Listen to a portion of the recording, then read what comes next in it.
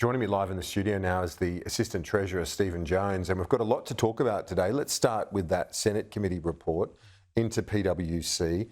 Calculated breach of trust, deliberate cover-up. This is about those tax leaks. Have you seen anything like this in terms of the treatment of government information by a corporate entity? Flabbergasted, Kieran. It's a pretty rough read if you go through it.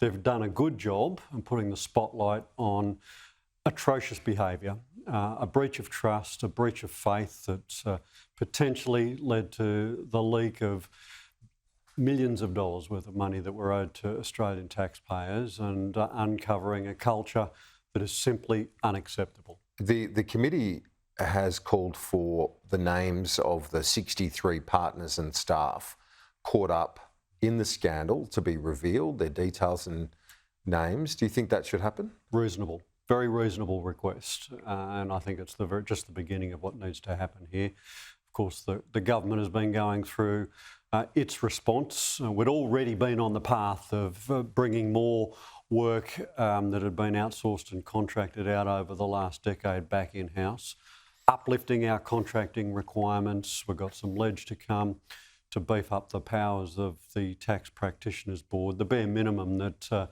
PwC can do at this stage, as far as we're concerned, is come clean, be transparent about what's gone on, what's involved. Well, the Treasury's referred it to the AFP as well. Is there a broader stain on the consulting industry out of this? I don't think there's any doubt about that, Kieran.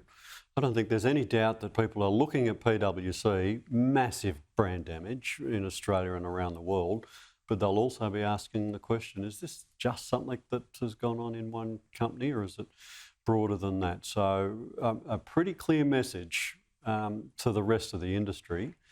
You're on notice. Your behaviour is on notice, and Australians expect a much higher standard. Does the government feel, and do you think the government should feel, vindicated by bringing back a lot of those government services that had been outsourced back in-house, as you put it? Yeah, 100%. We've got to be able to build the capacity of the Australian public service so we can have frank and fearless advice coming from inside, instead of having to go to these third-party consultants to get that work done.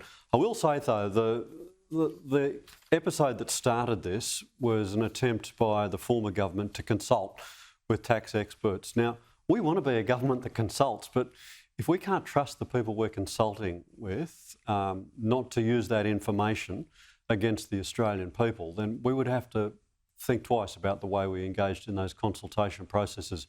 We don't want to do that, which is why we've got to have a massive uplift in standards and procedures as a result of this event. On a few other matters, the Housing Australia Future Fund, the vote was delayed earlier in the week by the Greens and the Coalition, combining on that. The Prime Minister had quite a stink with the Greens, let's put it that way, in the lower house, including giving Max Chandler Mather a gobful on the way out of the Parliament yesterday. That's fine to have the fight, but you still want to get the bill through the Parliament, don't you? So how are the prospects of that? We've got to get the bill through the Parliament, and frankly, the Greens' behaviour over the last fortnight has been an act of bastardry. They say they support social housing. They want the Commonwealth to invest more money in social housing. We've set up a specialist fund to do that, and we've provided an additional $2 billion. You've got to ask yourself, what would be enough for the Greens in this area to get them to vote for something which is going to help people who need to put a roof over their head? Well, they're saying a rent freeze. Oh, well, that would be it. He's campaigned and joined the wrong Parliament. If he really wanted to introduce laws for a rent freeze, he should have run for the Queensland Parliament or the New South Wales or the Victorian or any of those state parliaments. He's in the federal Parliament, and we do federal work in the federal Parliament, and that includes introducing laws to establish the Housing Australia Future Fund. Let's do what's within our jurisdiction and let the state governments do their job. Governor Lowe ends his term in September. The Treasurer, your colleague, said he'll make an announcement in July before Parliament returns. It's fair to say Governor Lowe looks like he'll be moving on in September. That's most people's assumption. Look, I'm not going to speculate on that. Fair enough, you asking us the question, Kieran, but I'm not going to speculate on that. The Treasurer made it quite clear in his comments earlier today. A decision will be made over the course of the next month, and that'll be announced in due course. The Cabinet will discuss the recommendations, and a decision will be made and announced between now and then.